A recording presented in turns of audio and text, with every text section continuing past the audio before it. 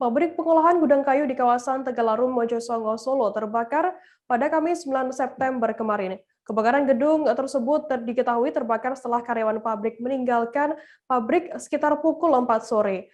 Terkait kondisi gedung saat kebakaran, api terpantau cepat membakar keseluruhan isi gedung dan pabrik tersebut.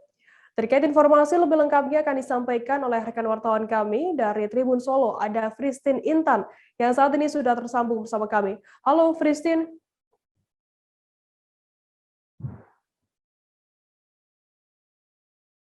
Halo, Christine. Halo, Firda. Christine, bisa Anda jelaskan bagaimana kronologi awal kebakaran yang terjadi di gudang kayu ini? Baik, untuk kronologi awal dari kebakaran yang ada di Mojosongo ini pertama kali diketahui oleh penjaga gudang pada setelah karyawan pabrik pulang kerja sekitar pukul 4 sore. Dan dari keterangannya juga mengatakan bahwa pertama kali percikan api itu terjadi di trafo belakang pabrik yang mengakibatkan seluruh bangunan pabrik itu ataupun gudang dari kayu itu terbakar secara hangus. Dan sampai dari pantauan di lapangan juga pada hari itu, pada hari Kamis 9 Agustus 2021 pukul setengah 5 menyatakan bahwa api cepat membakar karena pada hari itu cuaca di kawasan itu angin cukup kencang dan mengakibatkan api cepat menyambar ke seluruh bagian gudang. Terkait dengan adanya korban jiwa dari pihak kepala gudang ataupun yang menjaga gudang menyatakan bahwa saat kebakaran tidak ada karyawan yang ada di dalam sehingga tidak ada korban jiwa, dan juga untuk proses pemadaman juga saat itu masih dilakukannya pemadaman dari pihak pemadam kebakaran Kota Solo. Christine, lantas berapa total petugas yang dikerahkan dan juga mobil yang dikerahkan untuk memadamkan api di sana?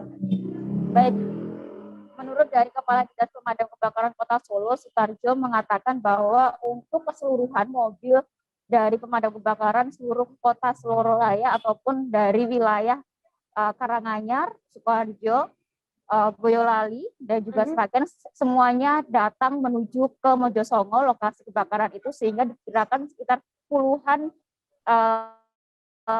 mobil kebakaran langsung terjun ke lokasi itu sendiri, dan juga dibantu dengan mobil-mobil relawan juga yang mengangkut air yang seperti BPDB seperti itu. Lantas butuh berapa lama untuk petugas ini memadamkan api yang membakar pabrik kayu di sana? Baik, untuk pemadaman hingga 6 jam lamanya dari pihak pemadam kebakaran melakukan pemadaman dari sekitar pukul 4 hingga pukul setengah 11 malam, sehingga proses evakuasi ataupun juga pemadaman itu cukup lama karena mengingat lokasi dari titik api juga sangat tidak bisa dijangkau secara langsung oleh pemadam kebakaran karena menuju ke pabrik itu gangnya juga cukup sempit, sehingga dari mobil pemadam kebakaran harus putar ataupun hanya satu arah saja, tidak boleh ataupun tidak bisa antara bolak-balik untuk melakukan pengambilan air ataupun menyemprotkan secara langsung di api itu sendiri. Walaupun dari samping dari pabrik itu juga adanya lapangan, namun juga itu sedikit menyulitkan karena menuju ke area lapangan harus menelusuri gagang sempit dari warga yang ada di Mojosongo itu sendiri, Firda. Lantas, Christine, apakah saat ini sudah ada informasi mengenai apakah ada korban jiwa begitu yang juga ikut dalam kebakaran ini? Baik, untuk korban jiwa pada saat kebakaran kemarin pada pukul 4 sore itu menyatakan bahwa Kepala Dinas Pemadam Kebakaran tidak ada korban jiwa di dalam kebakaran itu sendiri. Namun ada satu sepeda motor yang ditinggalkan oleh karyawan yang ikut terbakar dalam kejadian kebakaran yang ada di Mojosongo itu. Walaupun juga di dalam tidak hanya kayu saja yang di dalam pabrik itu, mesin-mesin dan semua ludes terbakar sehingga diperkirakan kerugian mencapai miliaran rupiah. Christine, kemudian apakah saat ini sudah ada informasi mengenai penyebab kebakaran yang terjadi yang api menghanguskan pabrik kayu di Mojosongo ini? Baik, dari Kepala Dinas Pemadam Kebakaran Solo ataupun Sutarjo menyatakan bahwa untuk saat ini sementara menduga adanya korsleting listrik yang ada di trafo belakang pabrik itu sendiri, karena pada kesaksian dari penjaga gedung mengatakan bahwa pertama kali juga melihat di area tersebut dan semakin membesar sehingga mengakibatkan kebakaran yang cukup besar. Dan hanya kebakaran itu saja, juga asap ini juga memberikan dampak kepada masyarakat sekitar sehingga proses pemadaman ini cukup mendatangkan massa ataupun masyarakat datang ke lokasi itu untuk melihat. Namun karena ini dalam kondisi PPKM level 3 yang ada di Solo, sehingga petugas juga langsung membubarkan warga yang menonton di area kebakaran itu sendiri. Christine, kemudian berdasarkan pantauan Anda saat ini, bagaimana kondisi gudang dan pabrik pasca kebakaran yang terjadi kemarin?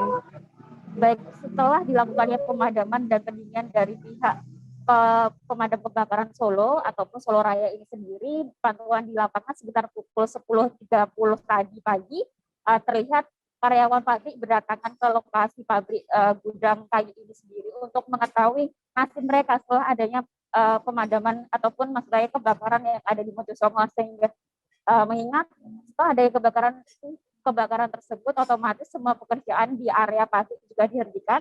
Dari pihak dari pihak pabrik juga sampai saat ini belum bisa diberikan keterangan ataupun memberikan keterangan karena saat ini masih mengurusi sistem-sistem yang ada di pabrik itu sendiri. Dan dari pihak kepolisian juga Polresta Surakarta juga menyatakan saat ini masih dilakukannya penelusuran dan pengecekan secara berkala untuk adanya apakah ini terjadi tindak kejahatan ataupun tidaknya, seperti itu, Firda. Oke, baik. Terima kasih wartawan dari Tribun Solo, Christine Intan, atas laporan Anda. Selamat bertugas kembali.